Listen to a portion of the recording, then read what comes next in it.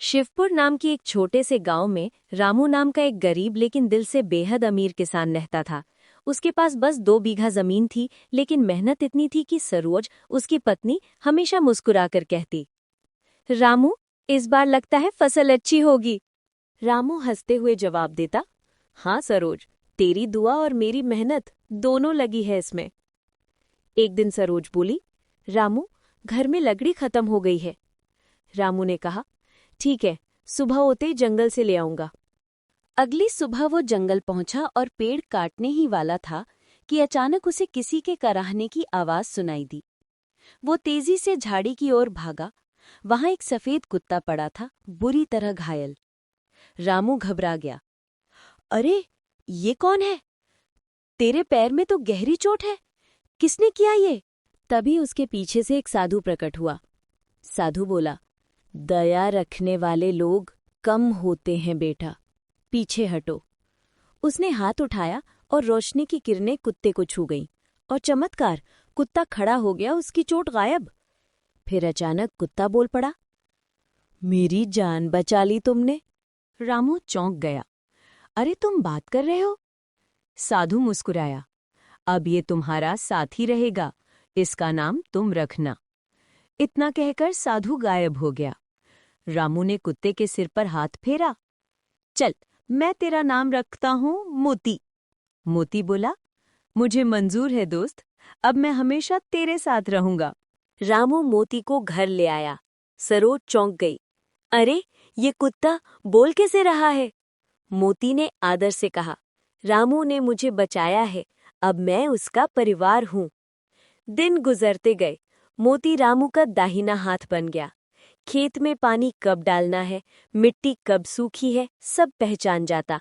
एक दिन बोला, रामू, मिट्टी आज कुछ सूखी लग रही है। रामू ने हंसकर कहा, तू तो सच में किसान बन गया। गांव में बोलने वाले कुत्ते की खबर फैल गई। ये बात ठाकुर, गांव का लालची जमींदार तक पहुंची। ठाकुर बोला, एक बोलने वाला कुत्ता, उसे पकड़ो, उससे तमाशा करवाकर खूब पैसे कमाऊंगा। लेकिन उसी समय घर में एक बड़ी मुसीबत आ गई। सरोज बीमार पड़ गई। तेज खांसी, बुखार, हालत बिगड़ती जा रही थी। रामू घबरा गया। सरोज, ये कैसी खांसी है? सरोज मुस्कुराकर बोली, कुछ नहीं, ठीक हो जाऊंगी। लेकिन मोती ने जोखिम भरी आवाज में कहा, नहीं रामू, ये गंभीर है, वैद्य को बुलाओ। वैद्य ने आकर कहा, बीमारी दुर्लभ है, इलाज बहुत महंगा पड़ेगा। रामू की सारी जमा पूंजी खत्म हो गई। मोती बोला, तेरे भाई हैं, उनके पास चल। एक एक करके दोनों भाइयों ने इनकार कर दिया। पहला बोला, मेरी फसल खराब हुई है, तेरे पास जमीन है, उसे बेच, मैं क्यों भुगतान करूं? दूसरा बोला, तेरे पास जमीन है, उसे बेच, मैं क्यों भुगतान करूं? रामू टूटा हुआ लौटा। मोती ने कहा, चल, अब जमींदार के पास चलते हैं। लेकिन ठाकुर ने शर्त रखी, 50% ब्याज लगेगा, और गिरवी क्या रखेगा, तेरी जमीन? मोती गुस्से में बोला, ये धोखा है, तुम उसकी मजबूरी का फायदा उठा रहे हो। ठाकुर चिल्लाया, ओए कुत्ते, बोल सकता है तो खुद को इंसान समझता है।